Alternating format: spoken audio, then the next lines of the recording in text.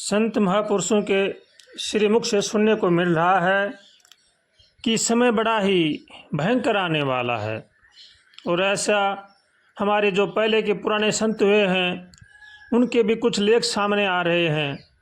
तो ये सब प्रतीत होता है कि आने वाला है नहीं, सिर पर आ ही गया है। क्योंकि आज धर्म का लोप होता जा रहा है, अधर्म की वृद्धि होती जा रही है। और रामायण जी में तुलसीदास भी लिखते हैं, जब जब होए धर्म की हानि, बाढ़ई असुर अधम अभिमानी। तब तब प्रभु धरी विविध शरीरा, हरहि कृपा निधि सज्जन पीरा। भगवान जब भी धर्म का नाश होता है, अधर्म की वृद्धि होती है, तो कुछ न कुछ भगवान लीलाएं करते रहते हैं। इसलिए पुराने संतों का भी लेख मिला है, रे मन धीरज क्यों न धरे, सम्मत 2000 के ऊपर ये सो योग परे। पूर्व पश्चिम उत्तर दक्षिण चहु दिशि काल परे, अकाल मृत्यु जग में ही व्यापे, प्रजा बहुत मरे। सहस बरस लग सतयुग व्यापे, सुख की दशा फरे। सवर्ण फूल वन पृथ्वी फूले, धर्म की बेल बढ़े। काल ब्याल वही बचेगा, जो प्रभु का ध्यान धरे। सूरदास हरि की यह लीला, टारी नाय टरे। रे मन धीरज क्यों न धरे। संतों के ऐसे ऐसे लेख मिल रहे हैं। और हमारे देखने में भी आ रहा कि अब अधर्म बहुत ही बढ़ रहा है। आपस में न भाई भाई में प्रेम है, न माता पिता की सेवा करते हैं, न किसी के साथ सद्व्यवहार करते हैं। बड़ा ही ये घाटे की बात है। जो अपना कल्याण चाहते हैं उनको यही चाहिए कि धर्म पर चलें और भगवान की शरण में होकर भगवान का भजन करें। आज हमारे देश में अनेक प्रकार की कुरीतियाँ फैल रही हैं। न हमारा रहन सहन ठीक रह रहा है, न खान पान ठीक है, न आपस में भाई भाई का प्रेम है, न आपस में एक दूसरे के प्रति विचार ठीक हैं। ये बड़े ही घाटे की बात है। इसीलिए संत महापुरुष कहते हैं कि जब जब अधर्म होता है तब तब भगवान कुछ लीलाएं करते ही रहते हैं। पहले कोरोना की महामारी आई थी, भगवान ने बड़ा ही संकेत दिया था, लेकिन अब और भी ज़्यादा अधर्म बढ़ता ही जा रहा है। गर्भ न कीजे बांवरे, हरि गर्भ प्रहारी। गर्भ ही ते रावण गया, पाया दुख भारी।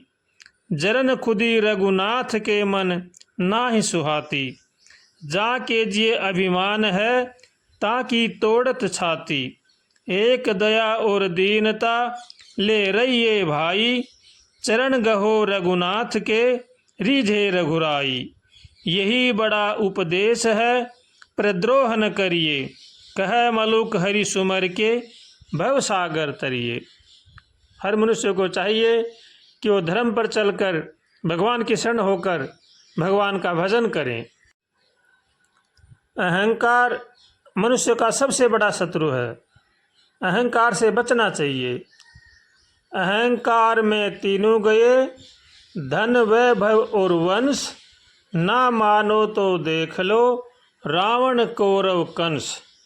रावण बड़ा ही बलशाली था, बड़ा ही बुद्धिमान था, लेकिन उसमें अहंकार बहुत ज़्यादा था, इसलिए उसका विनाश हुआ। ऐसे ही कौरव बड़े बलशाली थे, उनके सेना में बड़े बड़े योद्धा थे, पितामह जैसे बड़े ही शूरवीर थे, लेकिन वो धर्म पर नहीं थे, इसलिए उनका विनाश हुआ। ऐसे ही कंस बड़ा पराक्रमी था, लेकिन उसमें अहंकार बहुत ज़्यादा था, इसीलिए उसका विनाश हुआ। इसीलिए अहंकार से बचना चाहिए और भगवान की शरण होकर के भगवान का भजन करना चाहिए। इसी में ही जीव का कल्याण है और इसी में जीव की भलाई है।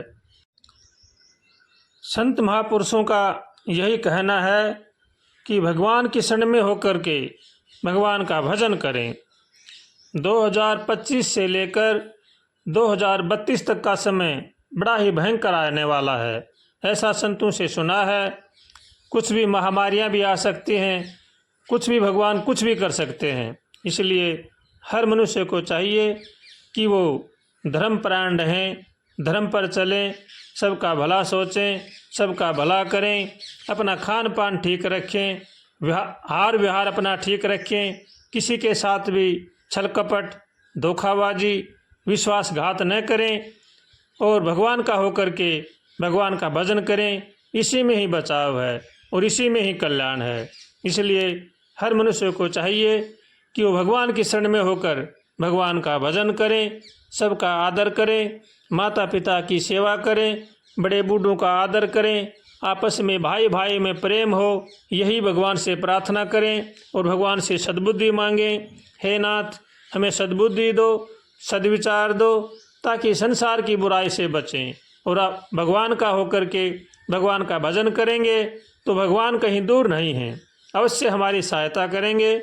इसलिए हर मनुष्य को चाहिए कि वो भगवान की शरण में होकर के भगवान का भजन करे। अगर हम भगवान का भजन नहीं कर सकते, किसी का भला नहीं कर सकते, तो कम से कम किसी का बुरा तो नहीं करना चाहिए। आज हमारे समाज में ऐसी कुरीतियाँ फैल रही हैं, जगह जगह पर गौशाला खुली हुई हैं, गायों के नाम पर खूब धन आता है, लोग खूब पैसा देते हैं, खूब साधन देते हैं, लेकिन गाँव की सेवा में नहीं लगते हैं। ये बड़े ही घाटे की बात है। गौ सेवा का धन गौ सेवा में ही लगना चाहिए। आज गौ सेवा के नाम से लोग बड़े बड़े बैठकर खा रहे हैं, ये बड़े ही घाटे की बात है। गौ माता की जो सेवा के लिए जो धन मिलता है वो गौ माता के ही लगना चाहिए, ऐसा संत महापुरुषों का कहना है। अगर ऐसा नहीं करते हैं तो उस धन को हम पचा नहीं सकते, वो हमारा विनाश ही करेगा।